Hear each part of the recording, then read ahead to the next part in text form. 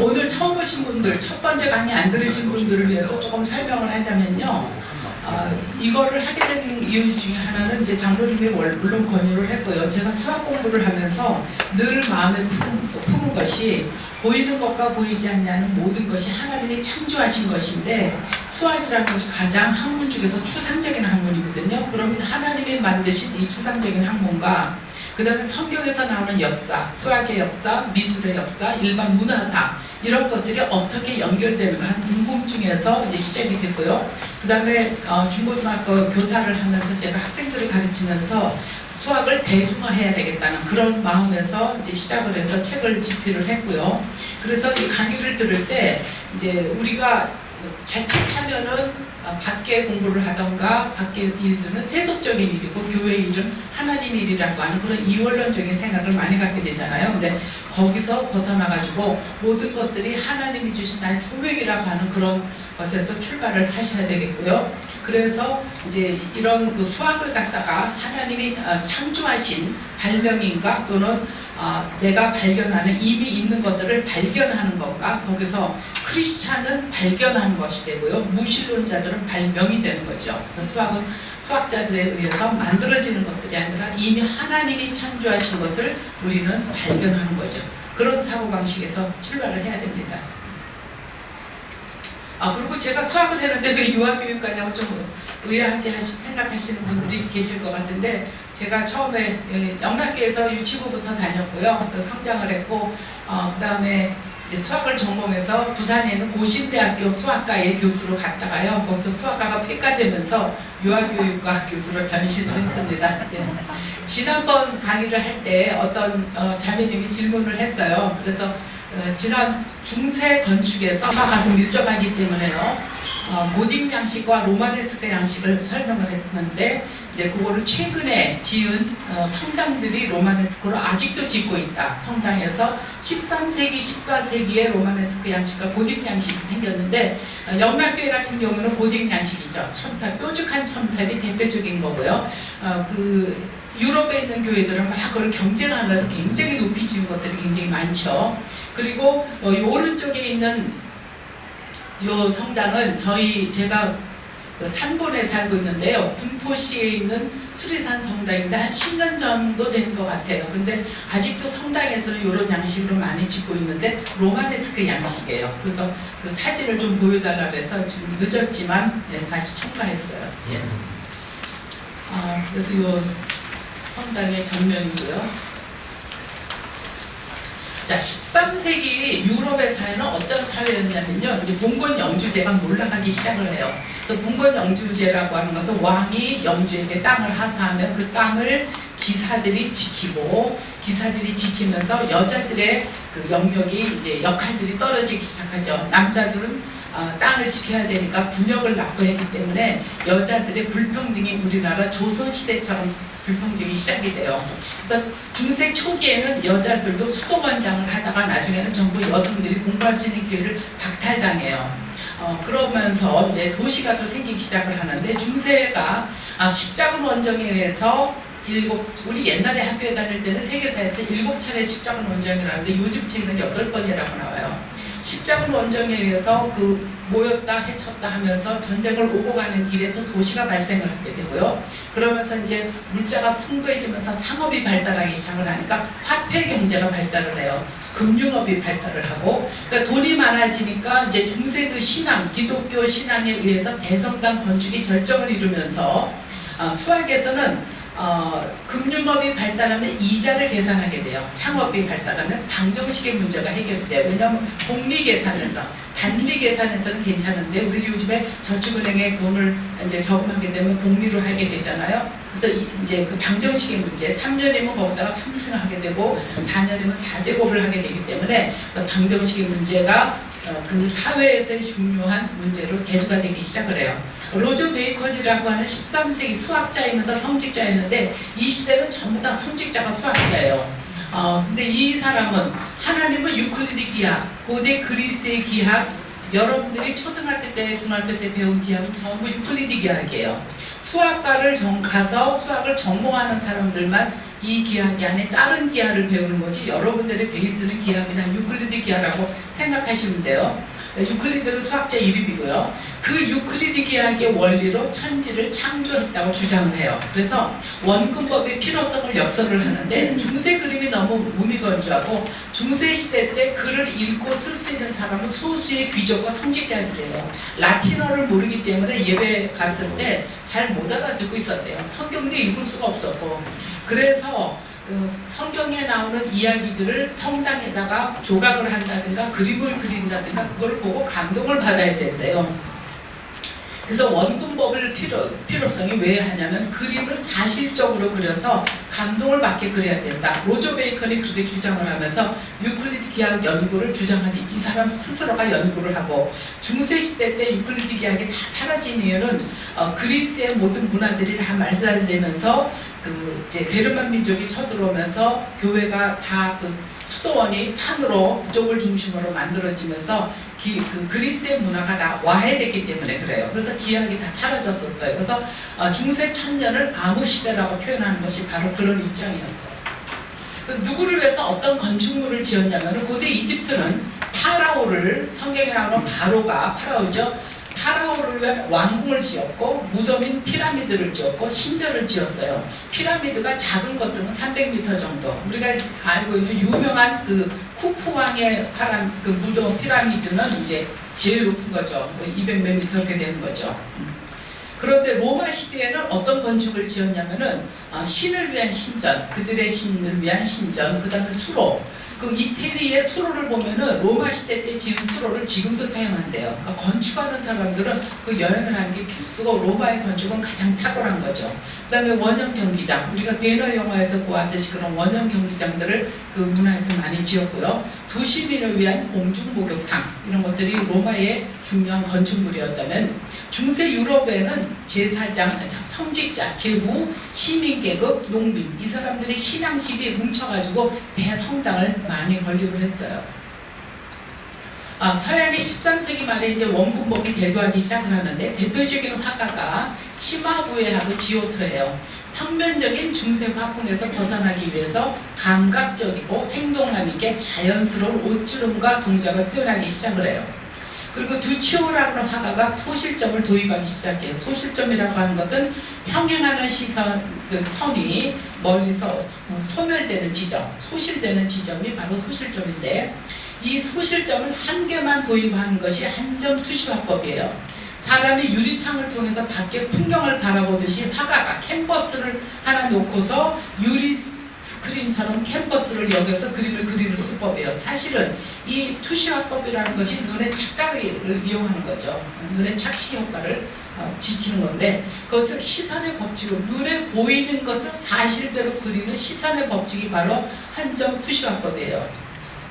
중세시대 때 그림에서는 그렇지가 않고 지난번에 보여드린 것처럼 예수님이 베드로의 발을 씻기는 그런 그림에서 보면은 베드로는 크게 그리고 다른 제자들은 조그맣게 그리고 그렇게 예수님은 더 크게 그리고 그런 식으로 시선의 법칙이 정해지지 않았었어요. 원근법이 발달한 원인과 영역은 중세의 단조롭고 평면적인 그림에서 벗어나서 가장 리얼하게 사실적이고 입체적인 그림을 그리기 위해서였고요. 이 소실점은 누가 발견을 했냐면 브루넬리스키라고 하는 건축가가 성당을 스케치하다가 우연히 한 점 소실점을 발견해가지고 알베르티라고 하는 화가도 열심히 수학을 연구한 사람들이에요. 이 시대의 화가들이 굉장히 기하학에 관심을 가지고 이 사람들이 기하학을 관심을 가진 것은 수학을 좋아해서가 아니라 그림을 잘 그리기 위해서 연구한 것이었어요. 그래서 원포인트 퍼스펙티브를 발달시키게 되었다. 그래서 균질한 공간 안에 수학적인 비례에 맞는 투시화법에 대한 화가들의 노력이 새로운 기하학, 사형 기하학, 퍼스펙티브 지오메트리를 발달시켰다는 특별한 상황이 만들어지죠. 자, 지오토의 에도라는 그림인데 중세 그림에 비해서 굉장히 사실적이에요. 하늘을 나르는 천사들을 보면요, 천사들의 표정이 재밌어요. 요런 천사, 거꾸로 내려오는 천사, 요런 천사, 얼굴들은 다 다양한 포즈를 취하고 있고요. 여기 예수님이 십자가에서 내려왔는데 여성들을 한번 주목해 보세요. 한 사람, 두 사람, 세 사람, 네 사람, 다섯 사람이 좀 대표적이죠. 여기까지 하면 한 6명인데 재밌는 걸 발견할 수 있어요. 마태복음에서는 그 중에는 막달라 마리아와 야고보와 요셉의 어머니, 예수의 어머니 마리아와 세베대의 아들들의 어머니도 있더라. 여자 3명이 나오죠. 마가복음에서는 멀리서 바라보는 여자들도 있었는데 그 중에 막달라 마리아와 작은 야고보와 요셉의 어머니 마리아와 또 살로메가 있었으니 살로메가 또 등장을 하고요. 누가복음에서는 예수를 아는 자들과 갈릴리로부터 따라온 여자들도 다 멀리 서서 이를 보니라. 요한복음에서는 예수의 십자가 곁에는 그 어머니와 이모도 나와 이모와 글로바의 아내 마리아와 막달라 마리아가 섰는지라. 복음서마다 좀 달라요.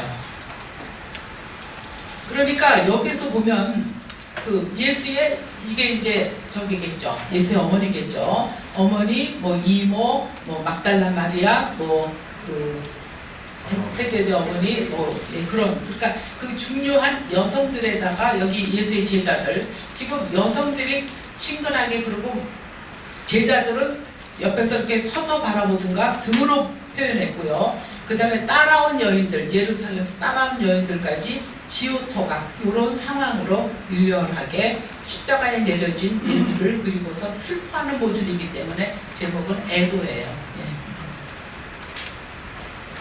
르네상스 시대로 들어오면 원근법이 정착을 해요. 그래서 사형기학이 발달하고 또 한편으로 해부학이 발달을 해요. 그래서 이 르네상스라고 하는 것은 우리 학교 다닐 때 고대 그리스와 로마 문화의 부흥이라고만 배웠죠.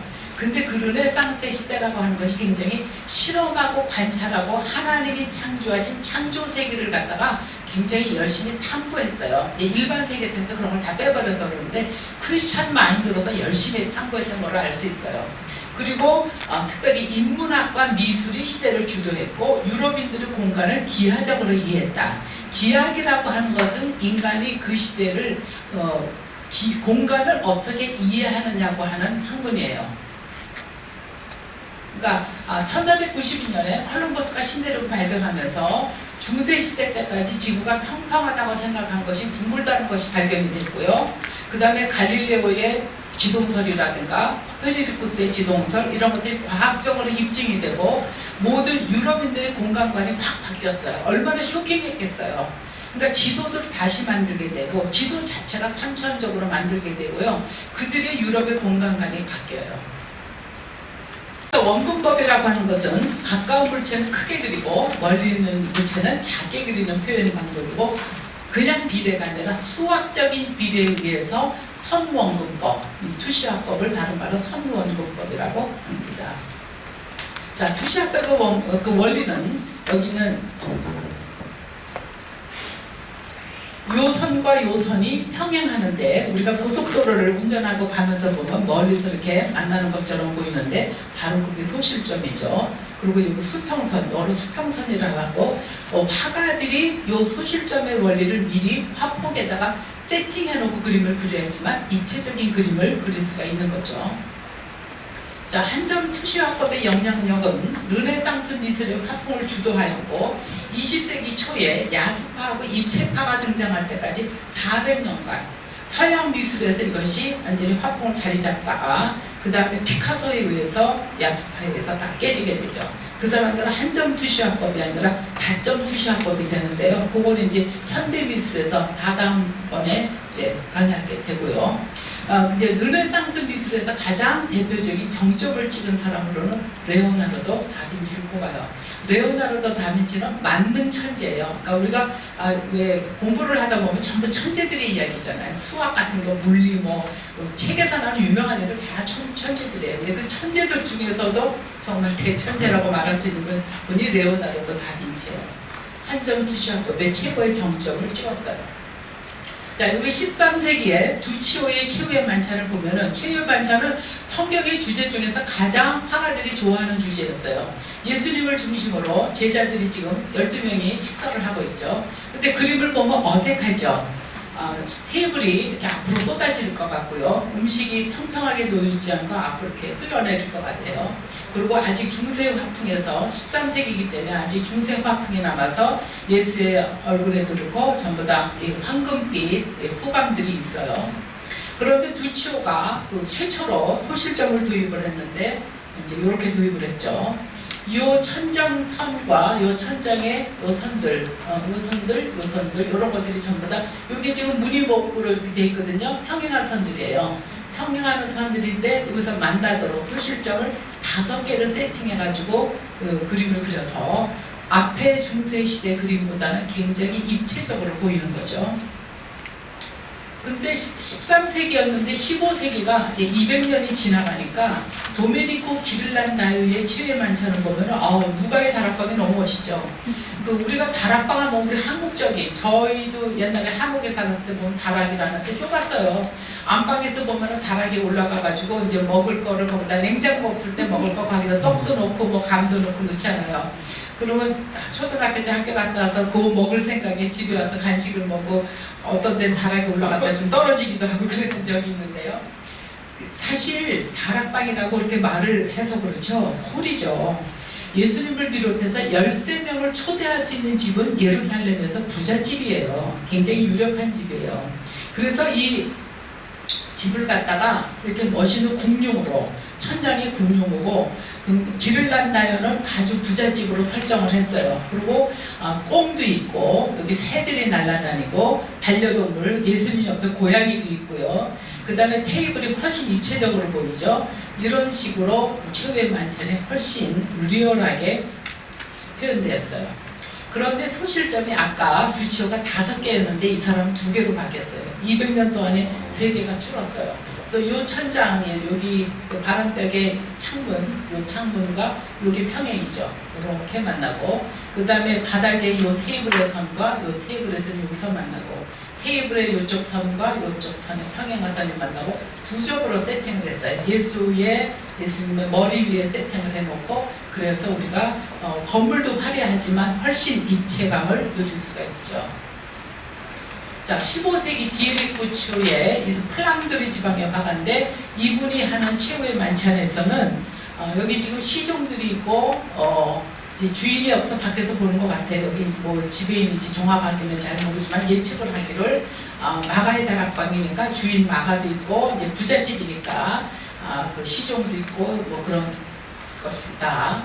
그런데 여기 이 최후의 만찬 그리면서 바닥을 보세요. 15세기인데 바닥이 너무 예쁘죠. 지금 현대적인 바닥으로 봐도 전혀 손색이 없을 정도고, 이 테이블에 주름 같은 것들, 옷들도 옷주름이 훨씬 더 자연스럽죠. 근데 이분은 어떻게 소실점을 선택했냐면 이렇게 한 점으로 벌써. 그러니까 두치오가 5개를 사용을 했는데 기를란다요는 2개로 줄였고 이 부츠는 하나를 줄였어요. 이거는 무슨 얘기냐면은 그 유럽의 정신이라고 하는 것은 굉장히 기하학적으로 탐구하는 정신이에요. 화가들이.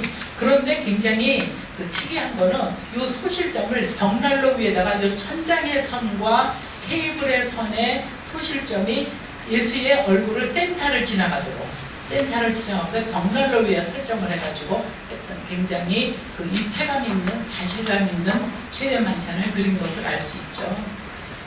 자, 그런데 최후의 만찬에서도 약간씩의 차이가 있어요.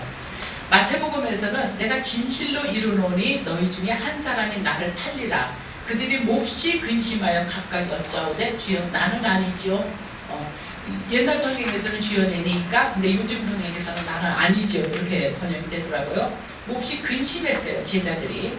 마가복음에서는 내가 진실로 너희에게 이르노니 너희 중에 한 사람, 곧 나와 함께 먹는 자가 나를 팔리라 하신데 그들이 근심하며 하나씩 나는 아니죠 하고 말하기 시작하니 제자들이 하나씩 굉장히 두려워서 예수님하고 반론하는 것을 알 수 있고요.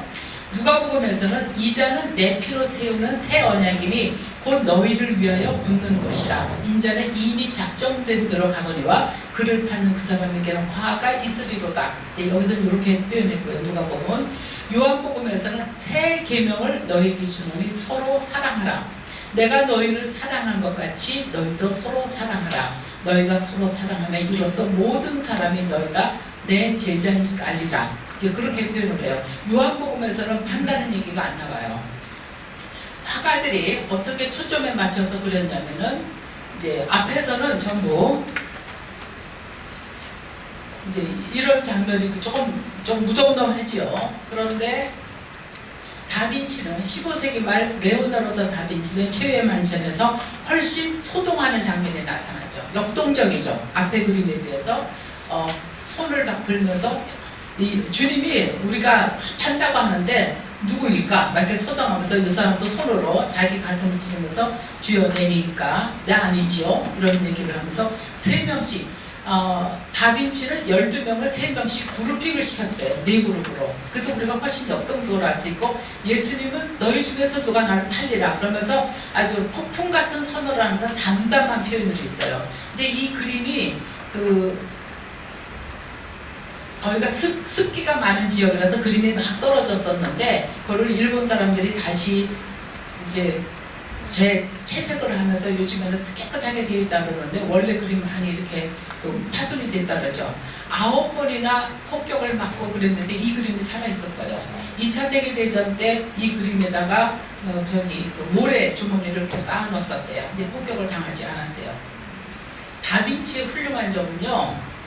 다른 거보다 요 천장의 선과 요 천장의 선과 요 식탁의 선이 예수 머리 뒤에 무한한 곳에 멀리 있는 공중에다가 허공에다가 그 소실점을 세팅을 하고 입체감 있게 12명을 그룹핑을 했는데 그런데 이 그림이 어디에 있냐면 산타마리아 그라치의 성당의 식당의 벽화예요. 식당에다가 이 그림을 그렸는데 식당의 실제 건물과 이 그림의 요 선들이 일치하게 그렸대요.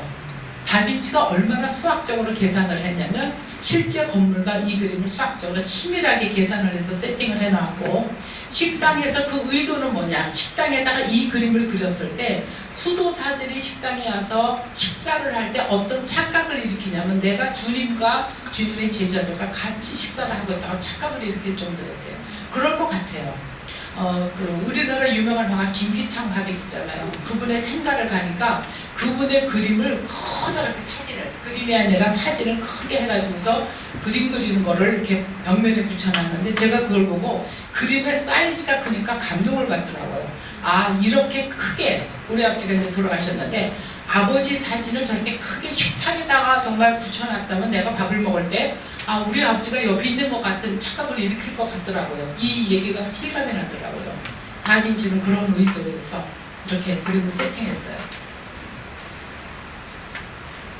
그런데 듀로는 이제 동판이 시작이 돼요. 듀로는 이제 종교개혁을 일으킨 갑자기 누구부터 루터하고도 이제 친밀하게 지낸 사람인데요.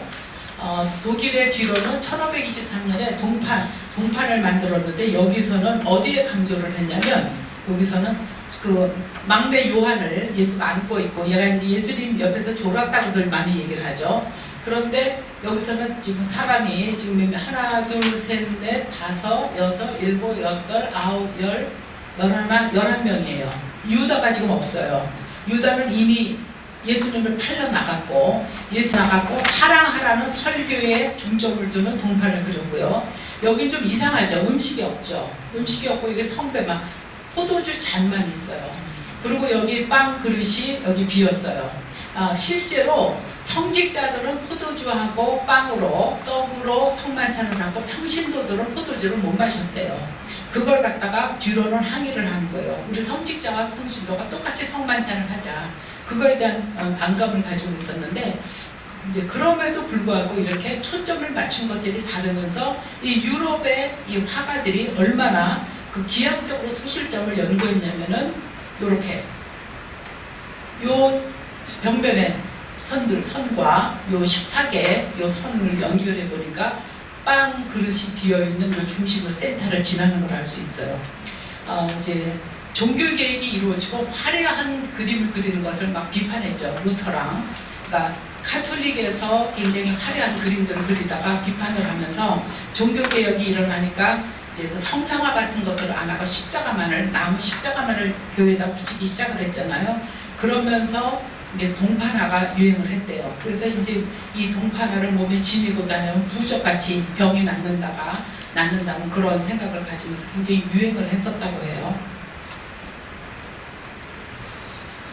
17세기 프랑스의 푸생이라는 화가는 최후의 만찬을 이렇게 그렸어요. 그런데 여기서 좀 너무 깜깜하죠? 깜깜하고. 17세기니까는 이제 바로크 미술로 들어와요. 르네상스가 아니에요. 근데 바로크 미술에서는 중요하게 여기는 것이 빛과 어둠, 그걸 대비적으로 했고요. 그래서 이제 다음 시간에 우리가 이제 근대에 대해서 하게 되면 바로크 미술을 하게 되는데요. 17세기는 뉴턴이 만유인력을 발견하고 운동의 법칙을 발견을 해요. 그래서 운동과 에너지와 빛과 어둠 이런 것들이 미술의 주제가 돼요. 물리학의 주제이면서 미술의 주제가 돼요. 그래서 푸생 같은 사람이 그렸을 때는 여기 좀 이상하죠. 예수님이 있는데 제자들이 다 엎드려 있고 무슨 찜질방에서 엎드려 있는 그런 자세가 있죠. 실제로 예수님 당시에 밥을 누워서 먹고 엎드려서 먹었대요. 그렇게 먹었다고 하더라고요. 여기 지금 음식이 있고요. 그런데 어디에 초점을 맞췄냐면 어두운 화면에 여기 유다가 지금 나가는 장면에 화면을 맞췄어요. 가룟 유다가 예수님을 팔러 지금 문으로 나가겠어요. 그 예수님은 너희 중에 누가 나를 팔 거다. 그리고 그런 폭풍 같은 선언을 하고 있죠. 그런데도 역시 푸생은 소실점을 하나로 세팅을 해요. 여기 센터에 예수님은 딱 얼굴이 가운데가 지나면서 이 테이블의 선과 테이블의 선이 한 점에서 만나게 돼요. 이 소실점은 제가 그림을 보고 다 그 선으로 그어가지고 찾은 거예요. 네. 자, 최초의 완벽한 원근법 그림으로는 마사치오의 성삼위일체가 있는데 1425년이니까 지금 15세기 전반부의 그림이죠. 요거는 이제 성상의 그 제단하의 그림이에요. 그럼 제단하 그림을 그렸다가 이렇게 하얀 이제 천으로 덮었다가 그걸 개막을 하잖아요. 처음에 이거를 개막할 때 사람들이 깜짝 놀랐대요. 바람벽에 구멍이 뚫린 줄 알았대요. 그러니까 그만큼 원근법을 완벽하게 그렸기 때문에 최초의 완벽한 원근법 그림이라고 얘기를 해요. 여기는 하나님이에요. 하나님을 이제 사람처럼 하나님의 형상대로 우리 인간을 창조했기 때문에 인간처럼 하나님을 설정해서 그렸고요. 여기 예수가 있고요. 예수의 어머니 아버지 요셉과 마리아가 있고요. 그 다음에 이 그림을 기증하는 부부 그 사람들이 여기 있어요. 그런데 이거로 4줌 깊이로 소실점을 어디에다가 세팅을 했냐면 예수의 이마에도 하나 있고 여기 무릎에다가 2개로 설정을 했어요. 왜 무릎에 설정을 했냐면은 이 그림을 사람들이 서서 봤을 때 요 높이가 1.53m, 153cm 남자들의 눈높이에 맞게 요거를 설정했고요. 그 다음에 여기 이제 그 해골이 있어요. 해골이 있는데 여기다가 당신도 나와 같은 때가 올 것이다. 그러면서 죽음에 대한 거를 경고하는. 그런데 이것을 미술 사학자들이 계산을 하니까 요 가운데 움푹 들어간 요 부분을 채풀이라고 하면서 가로의 길이와 요 깊이를 계산하니까 2.13m, 2.75m의 깊이가 나오도록 수학적으로 계산해서 그렸죠. 그래서 사람들이 볼 때는 그림인데도 불구하고 완전히 입체감이 있는 공간 속에 있는 것처럼 느껴진다고 하는 완벽한 원근법 그림이죠. 그 다음에 이제 르네상스의 르네상스의 3인방은 레오나르도 다빈치하고 라파엘하고 미켈란젤로이지만 보티첼리도 이제 그 다음에 한번 4번째로 들어갈 정도로 유명한 화가죠. 1482년에 봄이라는 작품인데 봄을 갖다가 의인화시킨 거예요. 그래서 봄이라는 것은 언제냐면은 여기 비너스, 아름다움의 대명사 비너스가 있고 플로라 여신이 있어요. 플로라 여신은 우리가 지금 꽃을 플라워라고 하지만 플라워의 어머니 플로라죠. 그래서 이제 서풍이, 추위가 물러가고 따뜻한 동풍이 부는 것이 봄이기 때문에 이 추위가 물러가고 봄이 꽃이 오고 동풍이 부는 것을 의인화시킨 거고요. 그 다음에 아름다운 3명의 여인이 이제 아름답게 춤을 추고 있는 거죠. 그런데 이 열매가 있고 꽃이 있는데 이게 르네상스의 실험하고 관찰하는 것을 아주 극명하게 설명해 주는 그림이에요. 그 파리 루브르 박물관 가면은 거기 이제 이 그림이 그렇게 크지 않더라고요. 실제 이 그림 정도 되나요? 근데 많은 사람들이 또 여기 그림에 몰려 있는데 이 그림에서 놀라운 거는요. 플로라의 옷의 이 꽃무늬가 아주 기가 막히죠. 보티첼리가 식물 도감에도 없는 거를 상상해서 그림을 그렸어요. 얼마나 상상해서 그릴 정도냐면 이 꽃이 완전히 살아있는 것 같죠. 그리고 이 플로라 얼굴을 확대시켜 보면 얼굴에 이 옷에 있는 꽃들 기가 막혀요. 이것이 바로 르네상스의 실험하고 관찰하는 정신이에요. 이 사람들이 그냥 하는 것이 아니에요. 하나님이 창조하신 창조 세계를 나는 그 피조 세계의 이론으로서 또 하나님의 형상이라고 하는 소명 가지고 연구한 사람들이에요. 그거를 자꾸 일반 세계사에서는 그냥 그걸 간과해 버리는데 그런 사고방식을 연구한 사람들이에요. 식물 도감을 뛰어넘는 보디체입니다. 종교화도 아니고 세속화도 아니에요. 그리스 로마의 신화를 주제로 봄이라는 계절을 의인화시킨 거예요. 그리고 순환하는 자연의 시간을 시각적으로 표현했어요. 중세 시대가 청각적이라면 르네상스 시대는 시각적이에요. 그것이 무슨 얘기냐면은 중세는 하나님을 우리가 눈으로 안 보이잖아요. 하나님의 음성을 들어야 되잖아요. 그러니까 청각 시스템을 중요시했다면 르네상스는 현미경이 발견이 되고 이제 천동설이 발견이 되고 그 금속 활자가 만들어지고 눈으로 보이는 것들이 나타나요. 그래서 눈으로 실험하고 관찰하고 하면서 시각적으로 표현하는 시각 시스템이 발달을 해요. 그리고 위대한 메디치가에 의해서 르네상스의 문화가 많은 정말 문화 유산이 만들어졌죠. 그 메디치가의 로렌조를 찬미하는 작품이기도 하고요. 세 명이 아까 춤추는 산미시는 상큼한 관능미를 아름답게 표현을 하고 있고요. 오렌지 나무를 비롯해서 식물이 500종, 꽃송이가 190가지 이렇게 상상력이 풍부한 시대를 선도해 갔어요. 보티첼리는. 근데 보티첼리하고 레오나르도 다빈치하고 둘이 친했대요. 근데 다빈치도 얼마나 창의적인 사람이냐면 우리 요리할 때 왜 한창 그 셰프들 나오는 TV 드라마 요리하는 시간들이 있었잖아요. 그래서 후추밀 이렇게 갈죠. 그것도 다빈치가 발명한 거예요. 그리고 요리하는 걸 좋아했대요. 그래서 창의적으로 보티첼리하고 식당을 냈대요. 다빈치하고. 근데 너무 창의적으로 음식을 만들어가지고 사람들이 먹지를 않아서 3개월 만에 망했대요. 너무 이상한 걸 만들어냈나 봐요. 그렇게 창의적인 사람들이에요. 상상력이 풍부하고. 이런 탐구 정신이 바로 르네상스의 정신이에요. 미켈란젤로 이제 정말 르네상스의 3대 대가 중에 하나죠. 우리 성경에서 보는 다윗.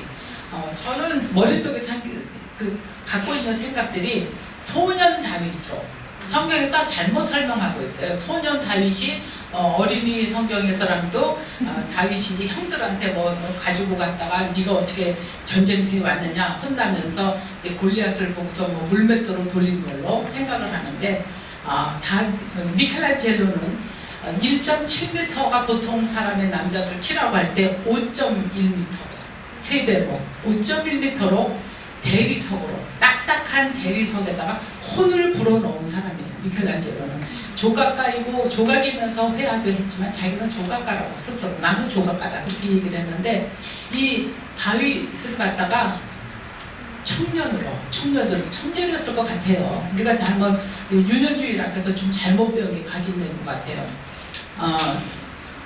손이 크기가 다르죠. 오른손이 이제 물맷돌을 갖고 있으니까 더 크게 그렸고요. 눈이 이걸 확대한 거를 좀 늘려 그랬는데 눈이 굉장히 날카롭게 매서워요. 눈과 그다음에 그 양미간에 아주 골리앗을 노려보고 있는 그런 장면들 이런 것들이 아주 잘 묘사가 된 미켈란젤로의 작품이고요. 미켈란젤로의 최후 심판. 최후 심판에서 보면은 여기는 예수가 제우스와 같은 모습으로 나타나 있는데 여기는 뭐 열쇠를 쥐고 있는 거는 베드로고 그 중세적인 사고방식에서 연옥이 있고요. 그리고 나타나는데 이 최후의 심판이 그려진 곳이 이제 그 5.17m 다윗상에 날카로운 눈매 찌푸린 눈가 충혈된 눈의 묘사가 탁월하고 물맷돌을 쥐고 있는 큰 손의 뼈와 힘줄인 묘사가 탁월하고 대리석에 에너지를 심었죠. 그리고 이 최후의 심판이 있는 그림은 성 시스티나 성당인데 시스티나 성당의 천장과 바람벽에 미켈란젤로가 다 그림을 그렸죠. 지난번에 이제 만남지에다가 제가 글을 썼었고요. 천지 창조부터 최후의 심판까지 천장과 벽면에 그림을 모두 그렸는데 성경을 읽고 단테의 신곡을 읽고 연미사의 가톨릭의 장송가를 들으면서 사보나롤라의 설교를 들으면서 구상하고 제작을 했대요. 근데 사보나롤라는 어떤 사람이냐면 이제 이 시대의 가톨릭에서 아주 바른 소리를 하는, 그러니까 성각자 루터보다 더 먼저 가톨릭을 비판한 사람이었어요. 그래서 당신네들이 이제 심판의 때가 온다. 로렌조 집안도 막 심판을 하고 막 비판을 하고 그랬어요. 그래갖고 사보나롤라를 이제 그 사람과 두 명의 후배와 함께 처형을 시켜요. 십자가 처형을 시누리나 광장에서 이 사람을 죽여요. 그렇게 이제 최후의 종말에 대해서 심판을 경고하는 그런 설교를 하다가 이제 제물이 됐죠. 그런데 이 천지창조 그림을 그릴 때 하여튼 미켈란젤로가 하루 종일 가죽 장화를 신고 하다가 너무나 다리가 고가지고서 가죽 장화를 벗길 때 살점이 뜯어질까봐 칼로 가죽 장화를 벗겼다는 일화가 있을 정도로 전기가 없던 시절에 램프 불을 켜놓고 그렇게 천지창조를 그림을 그렸죠. 이 시스테나 성당에서는 지금도 교황을 투표할 때 투표하는 장소예요. 그래서 교황이 뽑히면은 바깥에 굴뚝에서 연기가 나면은 교황이 선출됐다는 걸 표시하는 그런 성당이죠. 그런데 이제 다 벗었잖아요. 여기 다 벗었었어요. 여기 지금 이게 옷이 좀 입혀 있는데 맨 처음에는 미켈란젤로가 다 벗어서 그림을 그렸대요. 그래서 제단화를 벗기니까 막 사제들과 교황들이 이제 교황이랑 신부님들이 난리가 난 거예요. 왜 그렇게 성당을 목욕탕을 만들었느냐. 그래서 목욕탕을 만들었다고 막 미켈란젤로를 비난을 했는데, 미켈란젤로의 뜻은 천국에 들어가면 하나님 앞에 선 인간의 모습은 벌거벗은 모습이다. 그런 입장에서 했는데 저 여행 갔을 때 가이드가 그러더라고요. 하도 반발이 심해가지고 하기스 기저귀를 다 채웠다. 나중에 다 첨가해서 그린 거래요. 자, 라파엘의 아테네 악당도 이거 유명한 작품이고요. 16세기 르네상스에서는 대표적인 거고 장안 퀴즈에도 가끔 나오는 그림이죠. 근데 이 그림에서는 이 그림이 건축학적으로 완벽한 투시화법의 그림이에요. 그런데 장소가 아테네 학당이라고 하는 것이 플라톤이 세운 최초의 학교가 아카데미아예요. 근데 그 아카데미아를 우리나라에서는 이제 아테네로 번역을 해서 아테네 학당이라고 번역을 했어요. 근데 최초의 학교가 플라톤이 세우는데 재밌는 이야기는 여기가 학교 정문이에요. 여기가 지금 아니에요. 정문에 뭐라고 써붙였냐면은 바깥에 정문에 기하학을 모르는 자는 들어오지 마시오 라고 써붙였어요. 그렇게 그리스 시대에는 수학과 에스트들의 기하학을 철저하게 신봉하는 수학의 세계가 정신세계를 사로잡고 있던 세계였다. 논리와 철학과. 그런데 여기 등장하는 인물이 재밌어요. 여기가 이제 플라톤이고요. 여기가 제자 아르키메데스. 근데 아르키메데스는 자기가 지금 윤리학 책을 들고 들어오고 있고요. 그런데 보통 안에서 밖으로 나가야 되잖아요. 근데 라파엘은 밖에서 안으로 들어오는 걸로. 그리고 이게 학교가 아니라 궁전같이 보이죠. 너무나 멋있는 궁전으로 보이는데, 여기 벌거벗은 사람은 철학자 디오게네스, 여기 지구본을 들고 있는 사람, 지구본 들고 있는 사람은 고대 그리스의 지리학자 프톨레마이오스. 프톨레마이오스의 지도가 1000년이나 중세시대 때도 사용이 되고요. 그 다음에 여기 조그만 얼굴로 보이는 사람이 라파엘 자기 얼굴을 집어넣고요. 그 다음에 여기 대머리가 여기 소크라테스고요. 소크라테스가 여기 있고요. 그 다음에 여기 책을 쓰고 있는 사람이 피타고라스, 수학자 피타고라스.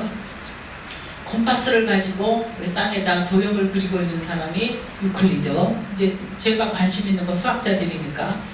여기는 전부 어떤 사람들이냐면 고대 그리스의 인문학자, 수학자, 지리학자, 철학자 이런 사람들을 어디에다 초대했냐면 여기가 로마 교황의 방에 있는 교황청에 있는 서명의 방이에요. 그러니까 이 그림은 16세기 그림이에요. 근데 여기 등장인물은 BC 4세기 사람들이에요. 2000년 전의 사람들을 초대한 거예요, 그림에다가. 근데 또 재밌는 거는 이 여자가, 하얀 옷을 입은 여자가 최초의 여류 수학자 히파티아고, 그 다음에 이 여자는 최초의 여류 의학자 헬로필로스인데, 이 여자는 이 여자하고 차이가 700년이나 앞선 사람이에요. 지금 같으면은 노벨 의학상을 받아야 될 정도로 최초로 뇌를 해부해가지고 뇌를 죽은 사람의 뇌를 해부해가지고 신경과 뇌의 관계를 밝혀낸 여성이에요. 그래서 이런 고대 그리스가 여성들이 굉장히 지적으로 차별받고 특별한 활동을 못했다고 했음에도 불구하고 아주 탁월한 여성들이 이렇게 지적인 활동들을 할 수 있었어요. 그런데 소실점이 어디에 있느냐면은 이 천장의 서두와 이 천장의 서두, 플라톤과 아리스토텔의 중간 지점에 세팅을 해놔가지고 학교 안으로 들어오는 장면이죠. 라파엘의 작품, 이 아테네 악단에서는 교황 율리우스 2세가 이제 라파엘에다가 부탁을 하기를 시와 철학과 신학과 법학 등 학문의 세계와 기독교 정신의 일치가 되는 그림을 그려달라. 그래서 이것이 바로 신플라톤주의라고 해요. 고대 그리스의 사상이 아니고 기독교가 접목하는 일치하는 신플라톤주의. 그러니까 BC 4세기경에 플라톤이 세운 최초의 학교 아카데미아에 기약을 물을 자는 들어오지 마시라고 하는 것을 갖다가 그 대표적으로 해놨고, 플라톤과 아르키메데스, 소크라테스, 반나의 디오게네스, 수학자 유클리드, 피타고라스, 프톨레마이오스, 여성 수학자 히파티아, 여성 여자 헬로페로스, 이런 사람들을 다 초대해서 그린 놀라운 르네상스를 대표하는 작품들이라고 말할 수 있어요. 16세기 르네상스 미술의 거장이 세 번째라고 한다면 레오나르도 다빈치인데, 레오나르도 다빈치는 천재 중에 천재라고 아까 말씀을 드렸죠. 모나리자 유명하죠. 모나리자는 수학적으로는 별로 얘기할 게 없고요.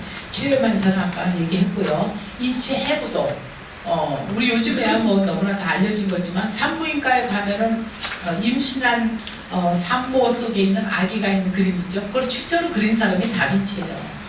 그러니까 시체를 갖다가 60구를 몰래 갖다가, 그 당시 시체를 해부하는 거는 불법이었어요. 어떤 책에는 30구라고 그러고도 어떤 책에는 60구라고 그러는데 몰래 갖다가 해부했고요. 그렇게 해서 왜 해부를 했느냐? 인체를 잘 그리기 위해서. 호기심 많은 사람이 후추밀도 만들어 사람이고요. 영도다리처럼 올라가는 다리 있죠. 다리가 이렇게 올라갔다 가는 다리. 그거를 처음에 다빈치가 생각을 해가지고요. 모형을 만들었어요. 그걸 도개고라고 그래요. 도개교. 근데 한 20몇 년 전에 예술의 전당에서 다빈치의 그림을 전시한 적이 있어요. 다빈치의 스케치만. 그리고 다빈치의 스케치 말고 요 도개고를 갖다가 모델을 만들어가지고 올라가게 만드는 것이 있는데, 그때는 이제 톱니를 이용해가지고 쫙 줄을 이렇게 해서 다리가 올라갔다 내려갔다 하는 걸 만드는 적이 있어요. 네. 그러니까 굉장히 교육적인 것들이 많았는데, 그리고 파도 같은 거를 스케치한 것도 굉장히 작품이 많아요. 파도를 잘 그리기 위해서 다빈치가 바닷가에 나가가지고 그걸 연구하다가 다리가 올라가는 것까지 생각하는 아주 상상력가 풍부했던 사람이죠. 그 다음에 처음에 하늘을 날고 싶어가지고 인공으로 약간 비행기 같이 만드는 거, 그러니까 동력을 이용한 비행기도 만든 사람도 다빈치고요. 하여튼 엄청나게 발명왕이라고. 그런데 이제 수학적으로 재미나는 사실은요, 유클리드기아의 난문제를 해결한 화가예요. 유클리드기아의 난문제가 뭐냐면, 정사각형과 같은 넓이를 가는 원을 작도할 수 있겠는가, 또 하나는 원과 같은 넓이를 가는 정사각형을 작도할 수 있겠는가. 이거 수학적으로 불가능하거든요. 왜냐하면 정사각형을 한 변의 길이가 1이라고 하면은 사각형의 넓이는 1제곱미터가 되잖아요. 1m, 1m라고 하면 1제곱미터. 근데 원은 반지름의 길이가 1이라고 하면은 파이 r제곱이 돼서 파이가 들어가잖아요. 파이는 무리수잖아요. 그래서 이거는 불가능한 작도예요. 근데 그리스 사람들이 왜 불가능한가를 해결하지 못하고 있다가 이게 수학적으로 증명된 거는 19세기예요. 파이가 무리수라는 것이 알려진 것이. 그러니까 2000년이 지나가지고 그것이 수학적으로 입증이 됐는데, 다빈치는 몸으로 해결을 했어요. 역시 실험하는 실험 정신에 의해서 해결을 했는데 굉장히 재밌어요. 이거 광고에서 많이 보셨잖아요. 근데 다빈치가 처음에 제안한 건 아니고 시저의 밑에 있던 용병 대장인 비트루비우스가 생각한 거예요. 처음에는 비트루비우스는 어떻게 생각을 했냐면, 사람이 요 발을 갖다가 다리를 어깨에 3분의 1만큼만 들고 반지게 옆으로 펼치고 있으면은 사각형이 만들어지고, 똑바로 서서 팔을 펼치면은 정사각형이 만들어지고 다리를 뭐 키의 6분의 1만큼 뭐 들고 팔을 들면은 원이 만들어진다. 그거를 건축 10서에서 글로 썼어요. 글로 쓴 거를 비트루비우스는 왜 이거를 글로 썼냐면은 건축에 관심이 있어가지고 세계 최초의 건축 10서라는 책을 냈는데 얇은 책인데 이 사람은 인체를 연구해야지만 좋은 공간을 만들 수 있다. 인간이 편하게 살 수 있는 공간을 만들기 위해서 인체를 연구해야 된다고 생각을 했거든요. 근데 그걸 보고 시저 시대 때 그런데 미켈란젤로가 16세기 때 그걸 보고 깜짝 놀란 거예요. 그래서 그림을 그린 거예요. 근데 그림을 그리고 보니까 이 원과 사각형이 정사각형과 원을 그리고 나니까 오차가 있는 거예요. 그래서 어떻게 그리스 시대의 이 해결하지 못한 남 문제를 나는 몸으로 실험할 것인가 연구를 해가지고 여기 단전이 있죠. 남자분들은 단전호흡 하시잖아요. 손가락 3마디만큼을 배꼽에서 내려와서 단전을 중심으로 요거를 반지름으로 해서 콤파스를 그렸어요. 그랬더니 빨간 원이 만들어져요. 그러면 사각형, 처음에 인체 비트루비우스에 의한 그 정사각형에서 빨간 원을 그렸더니 오차가 아주 근사하게 줄어드는 결과가 나오고요. 그 다음에는 그러니까 사각형과 같은 원을 도형을 작동한 거고요. 몸으로. 그 다음에 요거는 원과 같은 넓이를 갖는 사각형을 작동을 하는데 배꼽을 중심으로 여기서 이제 연장을 했어요. 배꼽하고 그러니까 여기서 밑에서 직선을 긋고 여기서 직선을 그어가지고서 배꼽하고 연장해가지고 원과 만나는 교점을 중심으로 정사각형을 그리니까 빨간 정사각형이 만들어지는데 이때 빨간 정사각형과 원의 면적이 오차가 아주 근사한 거예요. 그래서 오차가 어느 정도냐면은 레오나르도 다빈치가 정사각형의 넓이와 원의 넓이를 계산하니까 1대 1.003이 나오고 원의 넓이와 정사각형의 넓이를 비교하니까 1대 1.000373이 나왔어요. 소수 밑에 셋째 자리까지가 정확하죠. 근데 이제 아르키메데스는 파이의 값을 갖다가 그 당시에 뭐 컴퓨터 없을 때 어떻게 추적을 했냐면 3.14 소수 밑에 둘째 자리까지 했죠. 그러니까 레오나르도 다빈치가 이긴 거다. 그렇게 얘기들을 하죠. 근데 아르키메데스는 파이의 값을 어떻게 생각을 했냐면 원에 내접하는 정구심육각형, 원에 외접하는 정구심육각형을 가지고 파이의 값을 추정한 거예요. 그러면 96각형을 어떻게 그렸겠는가 아르키메데스가 96각형 못 그리죠. 육각형을 그려요. 육각형을 그려가지고 그거를 중점을 잡으면 12각형이 나오잖아요. 그 다음에 이제 12각형까지는 그림으로 가능하죠.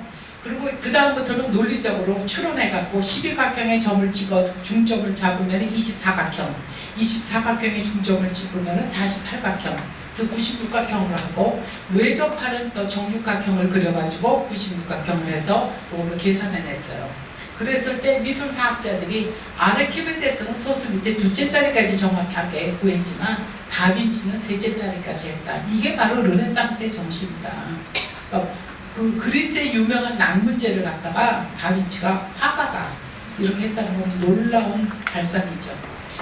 그러면 이런 르네상스의 정신에서 이런 것들이 하는 거는 몸을 가지고 했다는 거는 자기 자신의 비례 기준이라는 건 근대의 주관적인 자아의식이에요. 나를 기준으로 하는 인간을 기준으로 하는 자아의식이 강했기 때문에 이런 것들을 관찰할 수 있었다. 네, 그 다음에는 이제 다빈치가 유명했지만 파격적인 틴토레토도 나와요. 틴토레토는 다빈치나 다른 화가처럼 유다의 배신이나 그런 데 관심 있는 것이 아니고 이 땅의 음식인 빵과 포도주가 예수의 몸과 피로 변하는 것을 가시적으로 보여주려고 노력해요. 이 사람은 다빈치의 그늘에 가려가지고 다빈치가 전부 너무나 인정받고 있는 시대에 또 색다른 그 그림을 그리고 싶은 거죠. 다빈치의 최후만찬에서 1561년 작품에서는 최후만찬은 이렇게 무슨 잔치집 같이 무슨 가나의 혼인잔치까지 표현을 해요.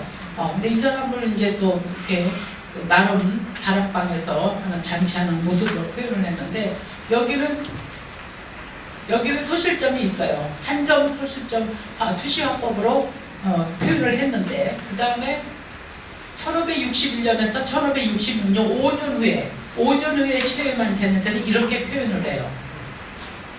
여기가 예수님이고 여기 예수님이고 여기 이제 제자들인데 예수님이 주인공이 아니라 제자들이 주인공인 것처럼, 그리고 여기 그 동물들도 있고 막 하녀들도 있고 여기 천사들이 있고 연기나는 램프에서 천사들이 나타나면서 그 최후의 만찬에 사용하는 그 빵과 포도주가 어떻게 가시적으로 변하는가 하는 것을 표현하는 거예요. 여기는 이제 저희가 없어져요. 소실점이 없어져요. 앞에서는 소실점이 있다가 이 사람이 이제 소실점을 파괴하기 시작하면서 사연기하가 아닌 새로운 기하, 저희는 이제 그 비유클리드 기하라고 하는데 그런 것들을 새로 그 암시하는 새로운 그 모습들이 등장을 해요. 이제 르네상스 시대의 수학에서 아까 말씀드린 것처럼 상업산술이 발달하기 시작을 하고요. 그러면서 그 사형기하게 탄생을 하는데 여러분들이 배웠던 유클리드 기하에서는 평행하는 두 직선은 절대로 만나지 않았죠. 평행한 두 직선이 만나지 않는 이유 중에 하나는 요 직선과 요 직선이 평행할 때 계속 연장하면은 만나지 않는다고 생각하는 것은 그거는 촉각적으로, 왜냐하면 요 평행선은 손으로 집어서 여기다 포개 놓을 수 있다고 생각하기 때문에 그래요.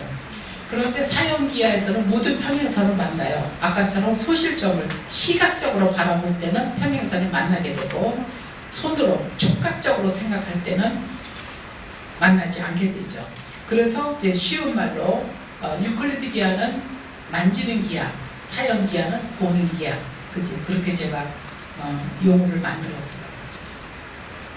자, 그래서 사형기하에서는 유클리드 기하에서는 이런 도형들이 절대 합동이 아니잖아요. 우리 중학교 때 가면 합동 많이 배우잖아요. 지금도 중학생들이 도형이 합동에 대해서 공부하는데 요거는 정사각형이고 요거는 사다리꼴이고 이거는 일반 사각형인데 사형기하에서는 이게 합동이 돼요.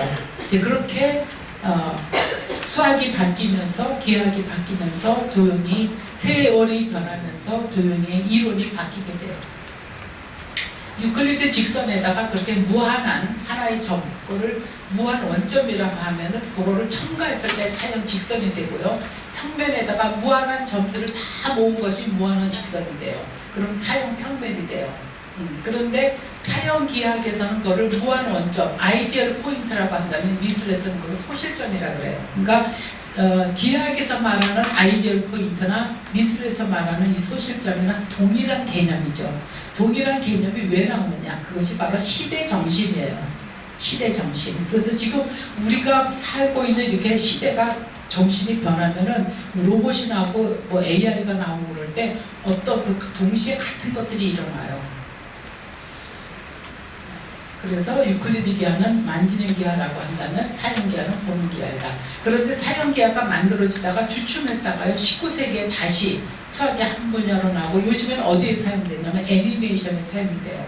그래서 겨울 왕국에서 그 많은 애니메이션 나왔잖아요. 거기서 눈 날리는 거 이런 것들 다 수학으로 처리한 것들이에요. 예. 그러면서 제가 좋아하는 글 중에 하나인데요. 미의 수학과 수학의 미는 이미 나눌 수 없다. 유명한 그 서양의 몰락이라는 책을 쓴 슈펜글러의 이야기죠. 그래서 아름다움 속에 수학이 들어있고 수학 속에 아름다움, 미술의 요소가 들어있다. 이미 뗄 수 없다. 예. 오늘 강의는 여기까지입니다.